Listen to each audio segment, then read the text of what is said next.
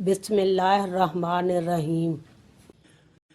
مشکات شریف کے مطابق حدیث نمبر 726 ابن عباس اور معاذ بن جبل رضی اللہ تعالیٰ عنہما سے مروی ہے، اور امام ترمذی رحمۃ اللہ علیہ نے اس میں یہ اضافہ کیا ہے۔ اللہ نے فرمایا، محمد صلی اللہ علیہ وسلم، کیا آپ جانتے ہیں کہ مقرب فرشتے کس چیز کے بارے میں بحث و مباحثہ کر رہے ہیں؟ میں نے عرض کیا، جی ہاں، گناہ ختم کرنے والے اعمال کے بارے میں بحث کر رہے ہیں، اور گناہ ختم کرنے والے اعمال یہ ہیں: نمازوں کے بعد مسجد میں بیٹھے رہنا، باجماعت نماز پڑھنے کے لیے پیدل چل کر جانا، اور ناگواری کے باوجود خوب اچھی طرح وضو کرنا۔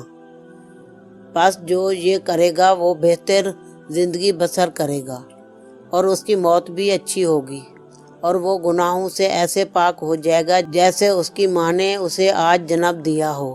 اور فرمایا، محمد صلی اللہ علیہ وسلم، جب آپ نماز سے فارغ ہو جائیں تو یہ دعا کیا کرو: اے اللہ، میں تجھ سے نیک کام بجا لانے، برے کام چھوڑ دینے اور مساکین سے محبت کرنے کی درخواست کرتا ہوں۔